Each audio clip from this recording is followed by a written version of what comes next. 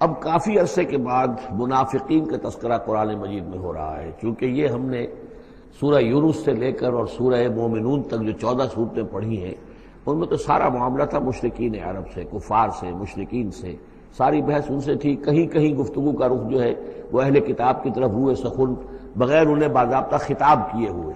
اور یا پھر تیسرا خطاب حضور سے ہے ذاتی اور حضور کی وساطت سے اہل ایمان کے ساتھ، اور ابھی وہاں نفاق کا کوئی اس قسم کا موجود نہیں تھا معاملہ کہ منافقین کے ساتھ رد و قضا ہوتی۔ لیکن یہ تو چونکہ سورہ نازل ہو رہی ہے سن 6 ہجری میں، یہ گویا کہ یوں سمجھیے کہ عین مدنی جو دور ہے اس کا عین وسط ہے، بالکل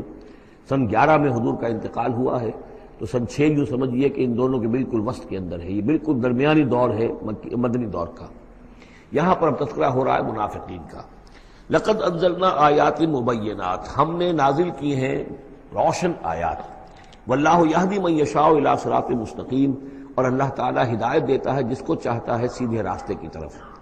وَيَقُولُونَ آمَنَّا بِاللَّهِ، اور کچھ لوگ وہ بھی ہیں جو کہتے ہیں ہم ایمان لائے اللہ پر، وبالرسول، اور اللہ کے رسول پر، وَأَطَعْنَا، اور ہم نے اطاعت قبول کی۔ ثُمَّ يَتَوَلَّىٰ فَرِيقٌ مِّنْهُمْ، پھر ان میں سے ایک جماعت جو ہے پیٹھ موڑ کر جاتی ہے، من بعد ذالک، اس کے بعد، یعنی اب اس کے بعد یہ سب کچھ کہہ کر قول و قرار کر کے اطاعت کا یہاں دم بھر کر جاتے ہیں، لیکن پھر طرز عمل ان کا کچھ اور ہوتا ہے۔ وَمَا أُولَٰئِكَ بِالْمُؤْمِنِينَ، اور یہ لوگ حقیقی مومن نہیں ہیں۔ وَإِذَا دُعُوا إِلَى اللَّهِ وَرَسُولِهِ لِيَحْكُمَ بَيْنَهُمْ، اور جب انہیں پکارا جاتا ہے، بلایا جاتا ہے کہ آؤ اللہ کی طرف اور رسول کی طرف کہ ان کے مابین فیصلے کرے۔ یہ سورہ نساء میں ہم یہ سارے مضامین بڑی تفصیل سے پڑھ چکے ہیں کہ وہ لوگ چاہتے تھے کہ اپنے مقدمات جو ہیں وہ یہودیوں کی عدالت میں لے جائیں، اس لیے کہ حضور کے ہاں انہیں اندیشہ ہوتا تھا کہ یہاں تو بالکل صحیح فیصلہ ہو جائے گا۔ تو اس طرح کا جو ان کا کردار تھا، جب انہیں بلایا جاتا ہے اللہ کے اور اس کے رسول کی طرف کہ آؤ کہ وہ فیصلہ کرے تمہارے مابین، اذا فریق منہم معرضون، تو ان میں سے ایک گروہ اور ایک جماعت ایسی ہے جو اعراض کرتی ہے اور کرنی کترا جاتی ہے۔ وَإِن يَكُن لَهُمُ الْحَقُّ يَأْتُوا إِلَيْهِ مُذْعِنِينَ، اور اگر ان کو معلوم ہو کہ حق ہمارے ساتھ ہے، یعنی ہم حق پر ہیں اس مقدمے میں، تو پھر وہ آتے ہیں بڑا یقین کا اظہار کرتے ہوئے، اذعان کے ساتھ اور یقین کے ساتھ اور اپنے ایمان کا اظہار کرتے ہوئے، کیونکہ انہیں یقین ہے کہ ہمارا کیس سچا ہے اور حضور کی عدالت میں ہم جائیں گے تو ہمارے حق میں فیصلہ ہو جائے گا، تو اب کوئی رکاوٹ نہیں۔ یاتوا الیہ مذعنین، خوب یقین کا، اعتماد کا اظہار کرتے ہوئے آتے ہیں۔ افی قلوبہم مرض، کیا ان کے دلوں میں روگ ہے؟